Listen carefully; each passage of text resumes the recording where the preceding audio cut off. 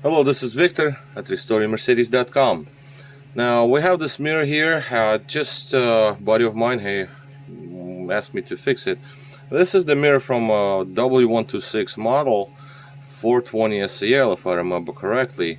It could be 560 SCL, but a simple job it appears. But it still took a while because this is from 1991, I believe. So this thing is 30 years old, but the mileage is low. So we decided to fix this mirror versus buying any used one, because this mirror is in really good shape because of the low miles. I don't remember the mileage. It was like 40,000 or something like that. So yes, it's old, but that's the problem, because the plastic pieces obviously get brittle, rust and all that. Nobody canceled that. So you have to be very careful taking it apart, because then you can just destroy it and then we're gonna have no more mirror left. But the mirror lost directional of one of them didn't work. I don't remember which way, up, down, or left, right. It doesn't make a difference, because I took both motors apart and cleaned them up, lubricated, put them back together, and gears and all that.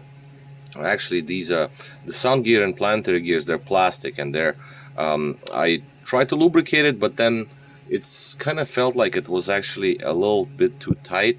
So I actually took out all the lubrication, removed it, clean it all up, and put plastic as they were from factory. No lubrication, no grease, nothing, because I assumed that it was there. It was made like that intentionally, so if the dirt gets in there, it doesn't get stuck through the actual oils or grease or whatever, any kind of lubricant, because then it's just gonna get sticky.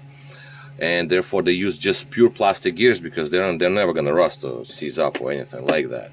So, and therefore the mirrors are slightly louder, if you will, versus, let's say, a W140 chassis or something.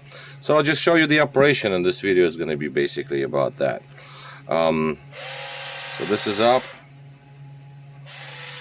this is down,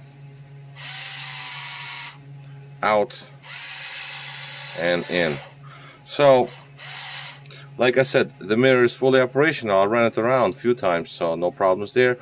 The only thing that I can't really test right now is the heating element, because this is a heated mirror, and there is this bimetallic plate that's supposed to activate heating element when the weather is cold. I believe that's what it's supposed to do. There are different mirrors than this one. I just don't remember, because some other cars, the mirrors are always heated, and regardless. But obviously, if it's like 100-degree day, then it's probably not going to work. But again, heating element on this, and the metallic plate, I'm not sure how it's set up on this one, but it's quite warm here in New York today. In here it's like 77 degrees. I don't have air conditioner in the workshop. It's just whatever air that I can pull through from upstairs with the fans and everything. That's all the AC I get. So I'm quite warm in the workshop. So therefore the heating element is, when I test it, it doesn't show any resistance. So once it's gonna get colder, then obviously you'll see, you can touch it and it's going to be warm, so then you know that the heating element works, or it doesn't. If it doesn't, then it's obviously inside the glass.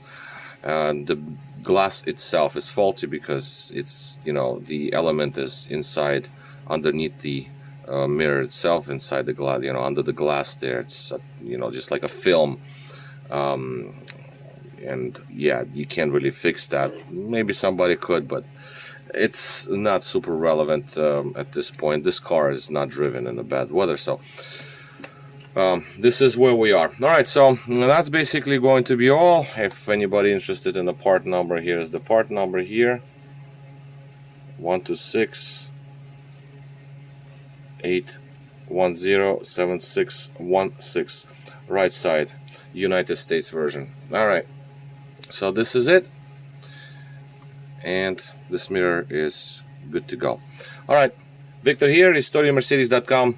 Thank you for watching.